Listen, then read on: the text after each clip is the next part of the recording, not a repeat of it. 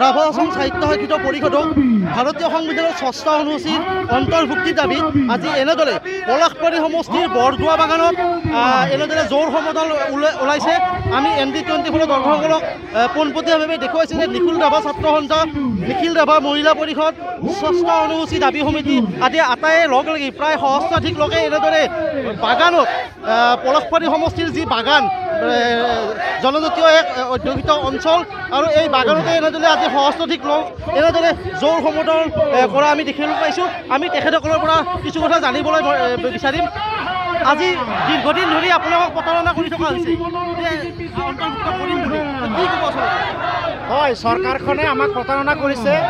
অকল বিজেপি চৰকাৰে নহয়, অসমত যি চৰকাৰ আহে সেই চৰকাৰে আমাক ৰাভাসকলক প্ৰতাৰণা কৰে। ৰাভাসকল সহজ সৰল আৰু সহজ সৰল হিচাপে বসবাস কৰি আহিছে। গতিকে আমি বিচাৰিছোঁ যে আমাৰ যি ৰাণীৰ পৰা জয়ৰাম কোচীলৈ যি 779 ভিলেজ লৈ যি ৰাভা আশ্ৰম গঠিত হৈছে, এই ৰাভা আশ্ৰম সাহিত্য সাহিত্য পৰিষদখনক অতি শীঘ্ৰে ৬ষ্ঠ অনুসূচীত অন্তৰ্ভুক্ত কৰক।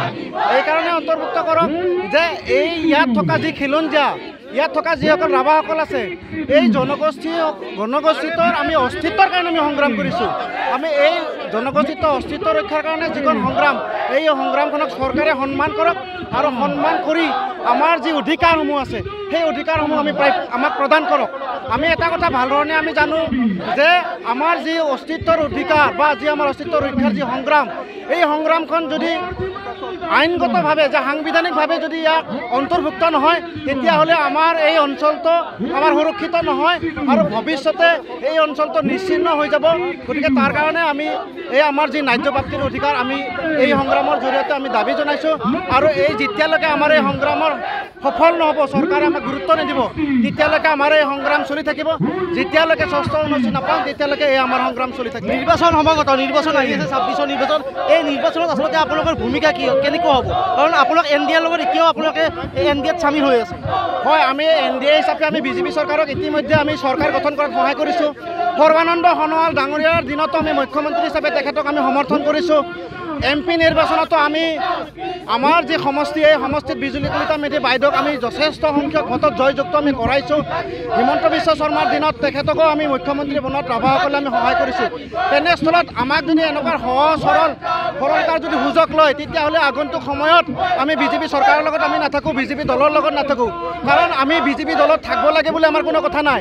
আমাৰ যি সংগ্ৰাম, আমাৰ যি মূল বিষয়, এই বিষয়টোক যি দলে আমাৰ সহযোগ কৰিব, যি দলে আমাক ৬ষ্ঠ অনুসূচী দিব, আমি তাৰ লগত আমি সদায় আমি সহযোগ কৰিম। আৰু যি ২৬ চন আহি আছে, ২৬ চনৰ বিধানসভা নিৰ্বাচনত যদি বিজেপিয়ে আমাক তাৰ আগত যদি সমাধান নকৰে, তেতিয়াহ'লে আমি বিজেপিৰ লগত আমি ৰাভাসকল আমি নাই, ৰাভা আশ্ৰমবাসী আমি নাই। ইয়াত থকা প্ৰতিটো জাতি জনগোষ্ঠীৰ যি আমাৰ সমন্বয়, যি একতা, সেই একতাৰে এই আমি সংগ্ৰামখন চলাই যাম। আমি বিজেপিক ইয়াতে হল ঠেকত পেলাবৰ কাৰণে আমি দায়বদ্ধ আৰু আমি প্ৰস্তুত আছোঁ।